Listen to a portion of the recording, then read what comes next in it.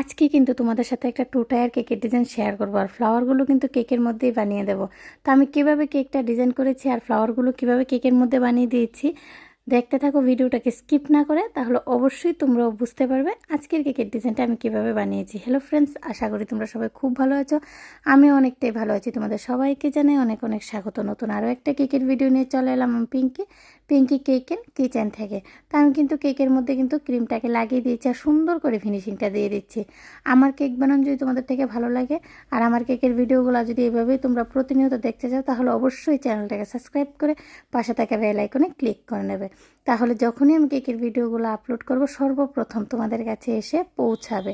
তো আমি কিন্তু হোয়াইট কালারের ক্রিম দিয়ে আমি পুরোটা কেক ফিনিশিং দিয়েছি। এখন দেখো সাইডে মানে মিডলে আমি কিন্তু পিঙ্ক কালার লাগিয়ে নিচ্ছি, আর এখন আমি জাস্ট ফিনিশিং দিয়ে দেবো। তাহলে দেখবে ডিজাইনটা কতটা সুন্দর হয়ে গেছে। তো আমার ফিনিশিং দেওয়া কমপ্লিট হয়ে গেছে। তো আমি উপরের কেকটা তোমাদের সাথে আর শেয়ার করিনি, কারণ সেমভাবে যেহেতু বানিয়েছি ভিডিওটা অনেকটা লম্বা হয়ে যাবে, তার কারণে কিন্তু আমি স্কিপ করেছি। তো এখন দেখো বর্ডারটা দিয়ে দিচ্ছি। আর এই কেকটা কিন্তু আমি বার্থডে অকেশনের জন্য বানিয়েছিলাম, আর ডিজাইনটা কিন্তু আমাকে দেওয়া ছিল।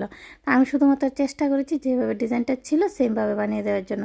আর বর্ডারটাও কিন্তু আমি স্টার নোজেলের সাহায্যে দিয়েছি, আর হোয়াইট আর পিঙ্ক কালারের মধ্যেই কিন্তু ক্রিমটাকে রেখেছি। এখন দেখো আমি নোজেলের সাহায্যে কিন্তু রাউন্ড রাউন্ড করে মার্ক করে নিয়েছি, আর এখন আমি বড় সাইজের রোজ নোজলটা নিয়ে নিয়েছি আর ফ্লাওয়ারগুলো বানিয়ে দিচ্ছি। তোমরা এখানে চাইলে রোজ নোজলটা ছোটও নিতে পারো। যদি ফ্লাওয়ারগুলো ছোট বানাতে চাও তাহলে ছোট রোজ নোজল নেবে। আমি যেহেতু ফ্লাওয়ারগুলো একটু বড় বানাবো, তার জন্য কিন্তু আমি একটু বড় সাইজেরই রোজ নোজলটা নিয়েছি। আর সাইডেও আমি 2টা মার্ক করে দিয়েছি, ওইগুলোর মধ্যেও কিন্তু আমি সেমভাবে ফ্লাওয়ার বানিয়ে দেব। হোয়াইট আর পিঙ্ক কালারের মধ্যে আমি ফ্লাওয়ারগুলো বানাবো।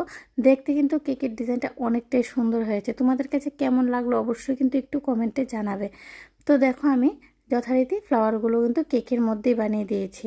তো খুবই সুন্দর হয়, এভাবে তোমরাও ট্রাই করে নিতে পারো, অনেকটাই ভালো লাগবে।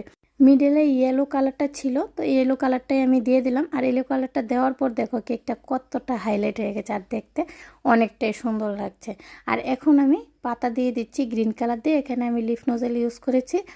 তো প্রত্যেকটা সাইডে সাইডে যে জায়গাগুলো ফাঁকা আছে আমি কিন্তু পাতা দিয়ে সাজিয়ে দেব। তো গ্রিন কালারটা দেওয়ার পর আরও হাইলাইট হয়ে গেছে। কেক বানালে এরকমই হয়, যতক্ষণ পর্যন্ত ডিজাইনটা কমপ্লিট না হবে বোঝা যায় না কীরকম হবে। পুরোটা ডিজাইন কমপ্লিট হয়ে গেলে দেখা যায় কেকের ডিজাইনটা কতটা সুন্দর হয়েছে। এখন আমি বিভিন্ন কালারের সুগার বল দিয়ে কিন্তু সাজিয়ে দিচ্ছি। বার্থডে টপারটা লাগিয়ে নামটা লিখে দেবো। আমার কেকের ডিজাইন একদম রেডি। আজকের মতো এই পর্যন্তই। নেক্সট নতুন আরেকটা ভিডিও নিয়ে তোমাদের সবার সাথে আবারও দেখা হবে। রাধে রাধে ফ্রেন্ড, সবাই খুব ভালো থেকো।